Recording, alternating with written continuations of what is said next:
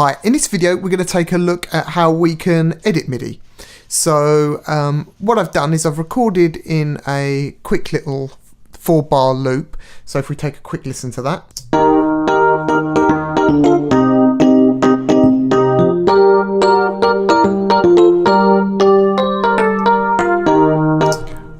Right, so as we can hear, there are some errors with the pitching and also with the timing of those notes. So what we're going to do is use some techniques to tidy this up and make it sound a lot better. So what we need to do first of all is double click the part to go inside. And first things first, we're going to have a look at those dodgy bits of pitching. So if we play back again.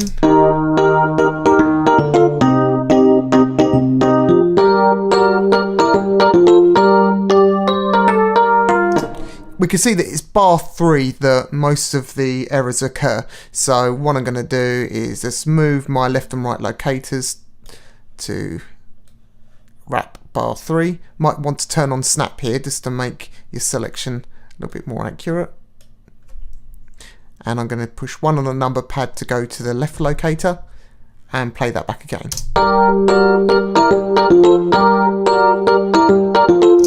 Okay, so it looks like this F sharp and this E are wrong.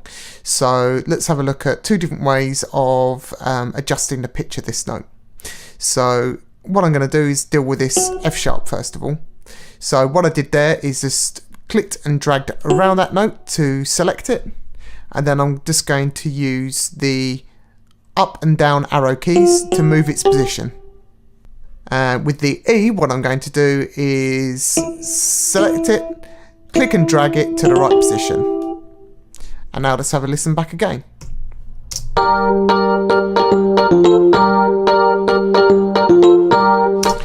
Okay, so that pitching sounds okay now. Right, so how do we change the note lengths? This is quite simple. All you need to do is hover over either the left hand side to change the position of the note start, or the right hand side to change the note end position, and just click and drag. Just be wary of whether or not you're using snap, because if you currently snap is on and our quantized level is set to 1/16, so the notes will only snap to 1/16 of a bar, whereas if I turn snap off, I can make a lot finer adjustments. So just bear that in mind. So I'll turn snap back on again and make those 1/16 of a bar. Okay, so there are other ways that we can change the note lengths. For example, what I could do is select all of these notes here, and they are actually covering 2/16 of a bar, so actually an 1/8 of a bar. Then I can go to MIDI, functions, and then I can go to fixed lengths, and we can see now that the lengths of those MIDI notes have been changed to precisely 1/8 of a bar. So what I could actually do is select all of the note clusters that look like they should be 1/8 of a bar and do the same for those. So I'm going to command and select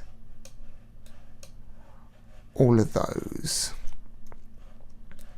Let's do those ones as well, and these ones too, and then MIDI, functions, fixed lengths,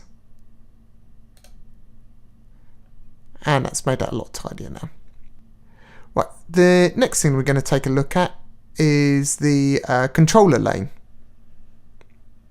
So at the bottom of the MIDI edit page we have the controller lane, and currently we're looking at the velocity properties of all of these MIDI notes. This is shown by this here.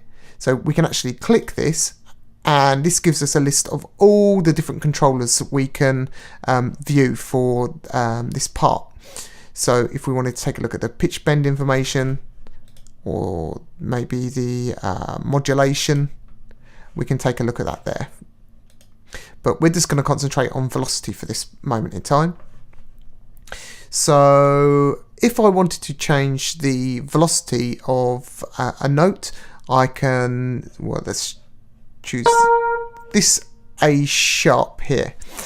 So what I do is I select that note and then I can click on it and change the position.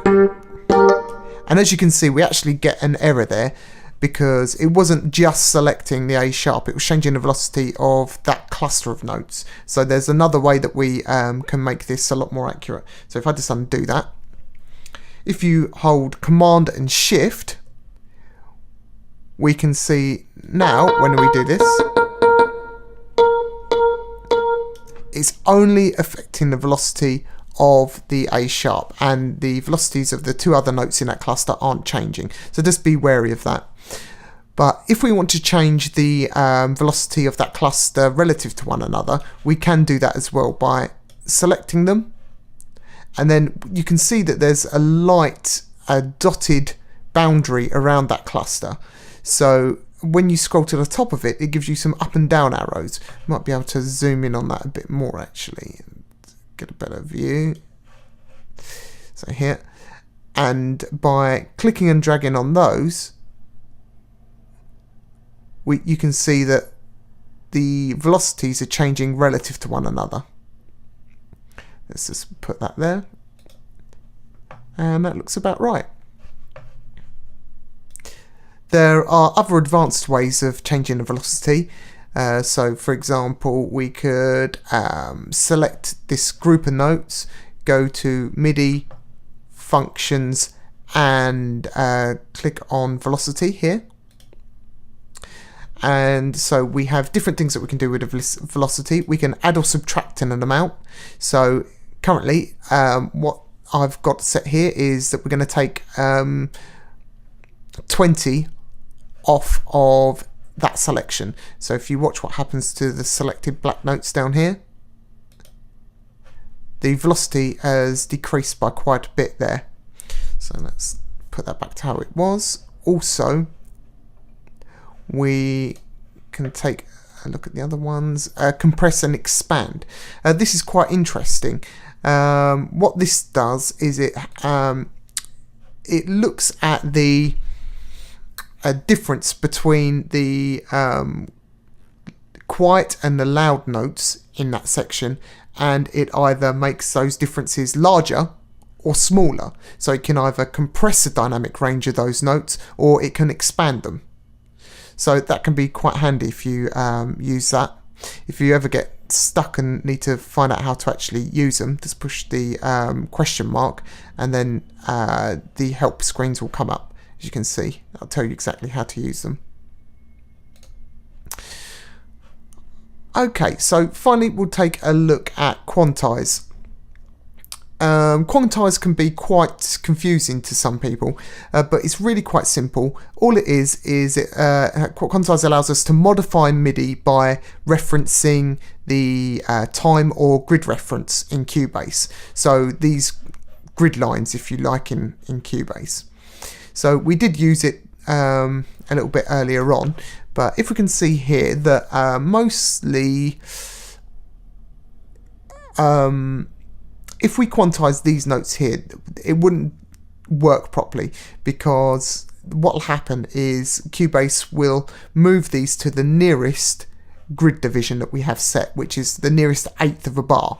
And as we can see here, this note needs to be halfway between that bar, so on a 16th grid line. So these will be moved to this position here, which wouldn't be quite right. So if we just try that, I'm going to push Q, which is a shortcut for Quantize, and as you can see, it hasn't moved those properly. So if you ever listen back to that bar, it hasn't got the right feel to it. So I'm going to undo that, change the Quantize level to 1/16, which, as you can see, this division here is a lot closer to the original note position. And push Q again. That looks a lot more natural. Yeah, it's just our bass parts aren't quite right there. So if I quantize those up as well.